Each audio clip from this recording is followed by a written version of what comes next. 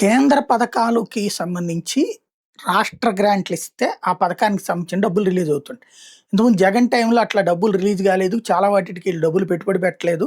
దాంతో మనం ఎంతో నిధులు కోల్పోయామని మన పంచాయతీరాజ్, అటవీ శాఖల మంత్రి అయినటువంటి పవన్ కళ్యాణ్ పదే పదే చెప్తూ వచ్చారు. చంద్రబాబు గారు కూడా అదే విమర్శలు చేస్తూ వచ్చారు. సీన్ కట్ చేస్తే వీళ్ళదైనా అలాగే ఉంది.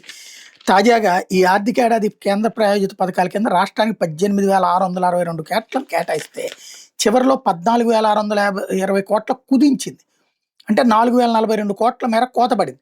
ఏ రాష్ట్రమైనా కేటాయించిన నిధులు సకాలంలో వేయించేయకుంటే ఆ మేర కోత విధించి ఇతర రాష్ట్రాలకు అదనంగా అందజేస్తుంది. కేంద్రం కేటాయించిన నిధులను సైతం వేయించేయకుండా కోత విధించే దుస్థితికి టీడీపీ కూటమి సర్కార్ అసమర్థత నిదర్శనమైన విమర్శలు వ్యక్తం అవుతున్నాయంటూ సాక్షి రాసుకొచ్చింది.